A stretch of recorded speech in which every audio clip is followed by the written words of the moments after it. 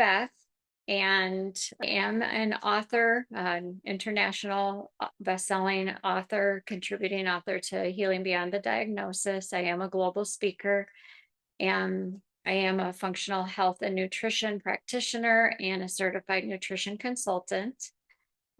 So today we are going to be talking about herbs, which are dandelion, chamomile, plantain, mint, and marshmallow root.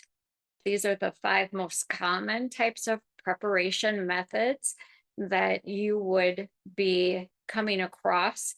And probably the 5 easiest ones start out with in your herbal journey. So the first one is going to be an infusion. And if you've ever had tea, you've had an infusion, because that is what a tea is.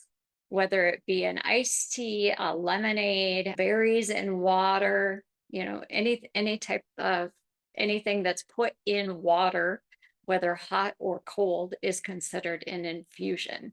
So infusions are made by steeping the delicate parts of the plants, like the flowers or the leaves, in hot water. But you can even do this you can do a cold water infusion as well. It's just most common to do it in hot water. You can, steeping for a sipping tea is usually only that 5 to 8 minutes covered.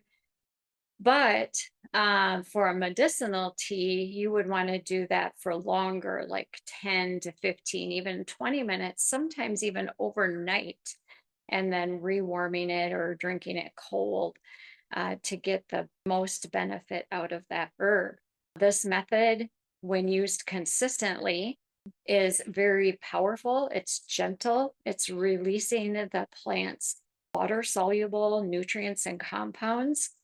And their herbal teas can nourish and calm your system, and yet they can invigorate you. And we're not talking like a caffeine type of invigoration. We're talking like an uplifting, lifts you up. It gives you this lighter energy, but not like a nervous of energy. And that does depend on the different herbs that you choose to use. Teas are, well, working with herbs in general, are a slow as you go type of, they're not an overnight. We're in this world, we're so used to taking a pill and getting an immediate effect. Herbs are more like you sit with it, you learn about it, and you see how it reacts in your body. So they're slower, they're gentler. Although you can have a reaction from an herb if your body really likes it. Some people are very sensitive to herbs, as far as valerian or even passion flower, slippery elm bark. Those types of herbs, some people will have results from those like right, very soon after they take them in different ways. But if you really get to know the herb, like when I was starting out with the herbs, and if I'm even starting a new herb, you just kind of concentrate on that herb for about a month and use it in different ways, whether it be an infusion, a decoction, a tincture, capsules, poultices, salves, any of these preparations. And you really get to know how that herb acts or benefits you, and if your body even likes it or doesn't like it, how it responds, or does it respond for a certain situation. So that's how you get to know the herb and how it works for and with you. Decoction is another one. These work really good for like the roots, the barks, seeds. These require a longer, like to actually be boiled, not just to have the hot water poured over. The boiling of the mark or the herb, that helps release the volatile oil in the compound within the herb, and it helps extract that component out of that herb that is specific for what we're needing it for. So take, for instance, we're going to be diving into dandelion a little bit here in this course. And dandelion works best as a decoction if we're going to go ahead and target liver as a liver supporting benefit. So if we're wanting to get the best um, possible response from dandelion, we're going to go ahead and we're going to decoct it versus maybe put it in a tea. Now, dandelion tea is very good, but if we're doing dandelion root, we might want to do a decoction instead. And we can do both. We can do an infusion and a decoction. So tinctures are probably, um, I enjoy tinctures only, not necessarily for the taste of them, um, but I enjoy them for they work probably the quickest. Um, they're probably faster acting because they're more concentrated. Um, you can do alcohol preparation for tinctures, or you can do the glycerin, or you can even do vinegar preparations. The difference between people will ask, what is the benefit of doing an alcohol over a glycerin over a vinegar? They do take out different compounds out of those herbs that you're doing those three different preparations from. And so it kind of depends on what you want to extract, but also the longevity. If you tincture an herb with alcohol, it lasts for a really long time. Like we're talking probably 10 years or more. If you're doing glycerin, you're looking at maybe 5 years. And if you're doing a vinegar extraction or tincture, you're looking at maybe only 2 years, if that. So it just kind of depends on the component that you're wanting to extract and then the length of time. How soon are you going to use it? And who are you preparing it for? So that is what you have to keep in mind. Now, when you are doing an alcohol extraction, keep in mind because the alcohol does sit for so long, you're getting less than 0.1% of alcohol at the end of the extraction. So it's very little alcohol effect, but the taste is definitely still there. It is still very, for me anyway, because I'm not an alcohol drinker, is very spicy for me. But you can add it to like grape juice, or we do an aronia berry cold syrup here, and we'll add a tincture to that. You could do it to even just dilute it with some water. But we usually just put the drops of the tinctures right underneath our tongue, or however you can put it in water to deliver that dosage that you need. Capsules or powdering your herbs are another way to take them. And these are a great option. Now you can purchase these, of course, but you can also make them. They have capsule makers. For starting out, though, if you've never used them, it's probably better that you go and you purchase them until you get to be a tried and true herbal enthusiast. Um, the nice thing with powdered herbs is you can add them to smoothies, you can add them to soup bases, you can add them to broth. Like if you have somebody who is sick and you need to boost their on clear liquids or whatever, you can add powdered herbs into their clear liquids. That type of thing to help support their digestion. We have poultices and salves. Poultices and salves, poultices are when you are going to be using powdered, or I like to use fresh herbs for poultices. They're really good if you have like bug bites or something that you need to draw out. Or maybe you have swelling or a fever even, and you need to put on a poultice. The salves are nice. You infuse the herb in oil. You let that sit for several weeks. You can do a fast infusion, but this is just a brief overview. We're not going to get into the nitty gritty of the teaching of how to do each of these things. That would be if you want to learn that, contact me and we'll get you into that course. But we draw out let it sit in oil, and the oil draws out the component of that herb. And then you can from there strain it off and make the salves from that. But it's nice to have those on hand. In the slide is calendula, and I do grow that and harvest that myself, and I make a calendula salve, which is excellent for the skin.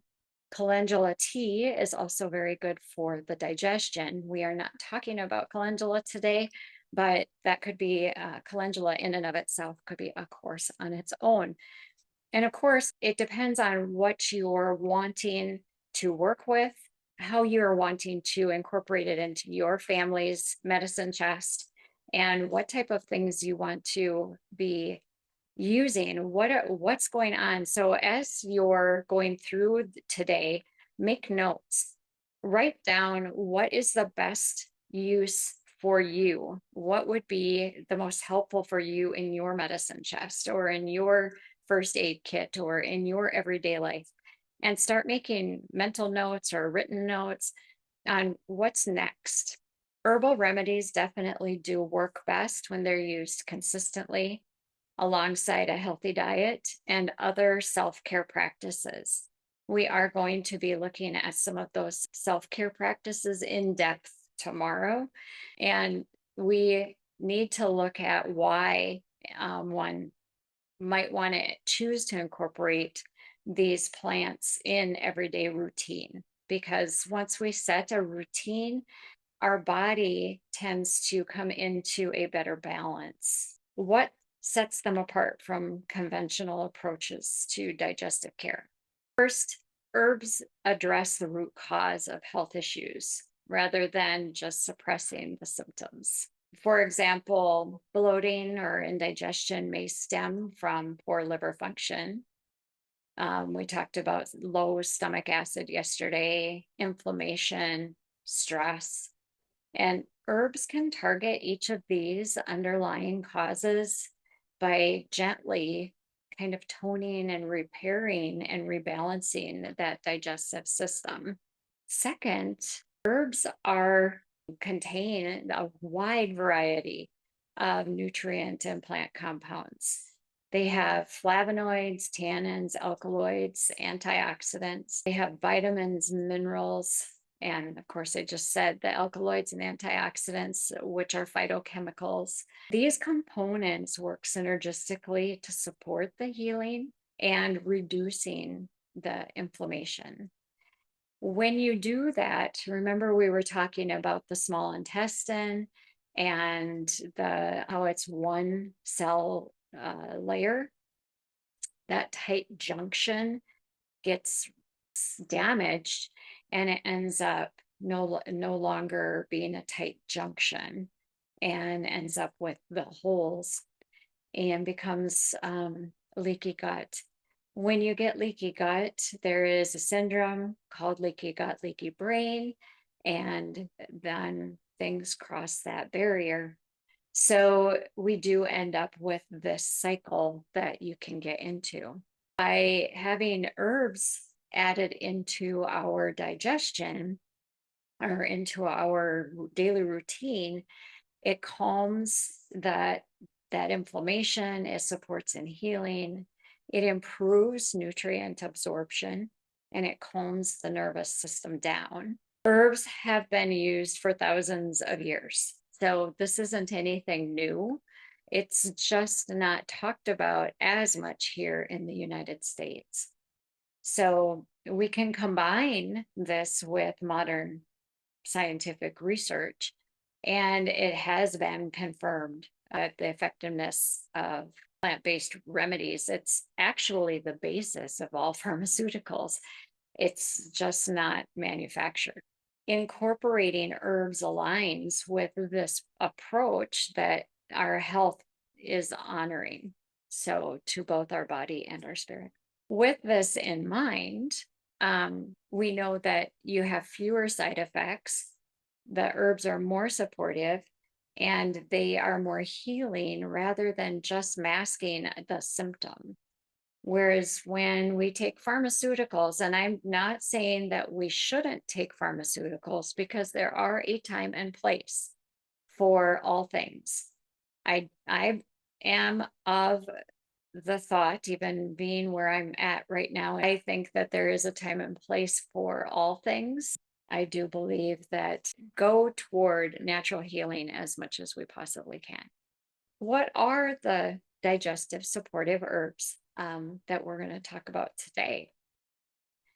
Dandelion is going to be one, and how appropriate for this time of the season. I don't know where all of you live right now.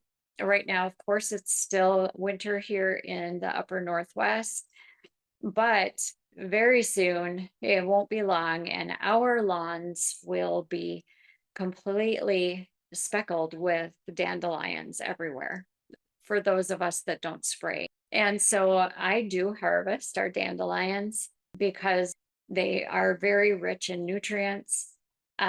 Dandelion is a remarkable herb. If anybody here has dandelions growing in an area that does not get sprayed by chemicals, like you don't have neighbors that are spraying their lawns, if you are, within an area that you don't have a bunch of animals that are defecating or relieving them on your property, and you have a nice area that's organic, go out and get some dandelions.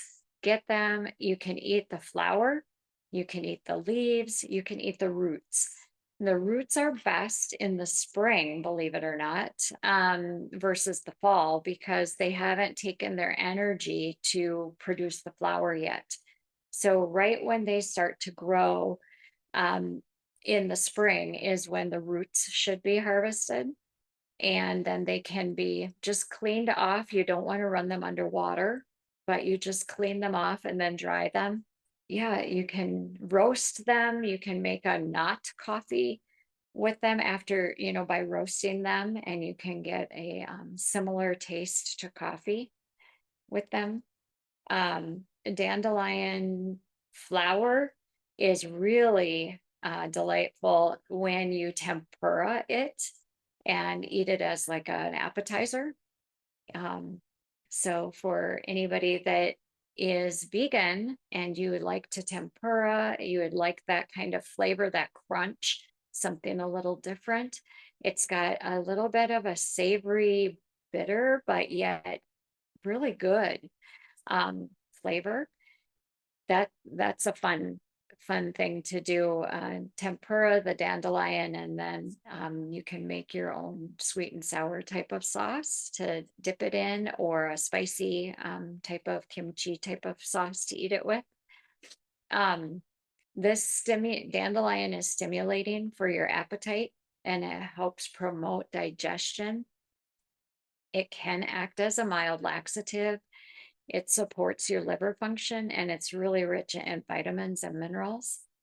It really actually supports the entire digestive system. It also affects the liver and the gallbladder, so it's very cleansing. It's tonifying for that. The root of the dandelion stimulates bile production, which is essential for breaking down the fats and improving the nutrient absorption. And it helps with healthy bile flow. It's also a detoxifier, and it removes waste from the toxins from the body. The leaves are rich in minerals, and they act as a diuretic. So that helps in reducing the bloating and the water retention. So the dandelion roots and the leaves act differently. You can use both of them together. You can use both of them separately. Just kind of up to you how you want to do that. The benefits, I've just kind of been talking about the benefits, but to summarize the benefits of dandelion, they stimulate bile production and it improves fat digestion. It supports liver detoxification. and it reduces bloating and promotes gentle elimination of excess fluids. So the diuretic properties of dandelion is not going to be like taking a fluid pill like you're used to, hearing about with a pharmaceutical. How would you use dandelion? Well, with the root, when we talked about the preparations earlier, you could or would make it by a decoction by simmering the dandelion root in water for 15 to 20 minutes. And then you would want to drink that before meals to get your digestive enzymes going because it's a bitter, it's considered a bitter. You could add the dandelion leaves to like a salad. You can use them raw, you can use them sauteed, up to you. You could even put them in a quiche, actually.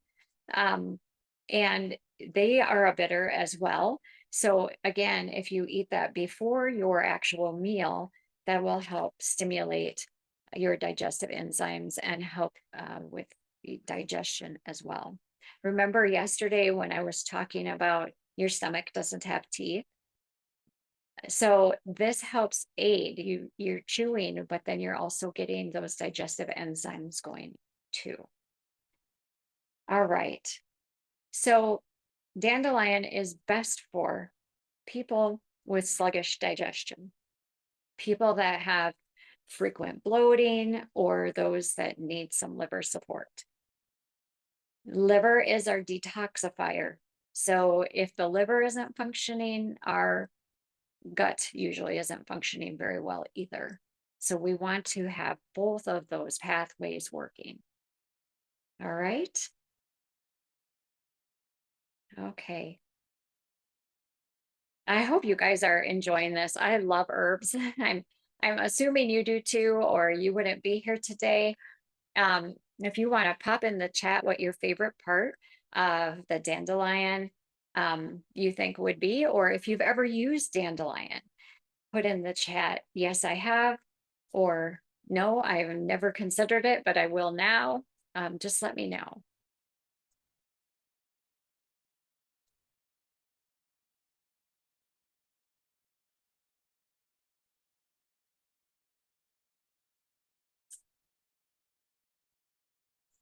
All right. Okay, great. Oh, some have had it in their tea. Fantastic. Some have never even just think it's a weed. All right. Okay, so chamomile. How many of you have heard of chamomile? Just pop a yes in the chat. Of course. Yeah, chamomile is considered the sleepy time tea. Yeah, of course. Yeah, a lot of people have. All right. Yeah, chamomile is sold in, I'm pretty sure, every single grocery store in a tea bag. And that is what we would consider a sipping tea because there's not enough chamomile in a tea bag to get a medicinal dose of chamomile. It's very pleasant. It's got a light flavor. Typically, it's very, very light, very it's just very light when you get it in a tea bag. When you're steeping your own chamomile, you want the real property from it. Like if you're wanting to calm stress, or if you have a lot of digestive issues going on, you like cramping and gas, nausea, you want to be able to steep a medicinal tea from chamomile. Now, chamomile is very fragile. So you wouldn't want to do a deconcoction with chamomile. You can do a tincture of chamomile, but a tea is really lovely. Chamomile is very, very lovely in a tea.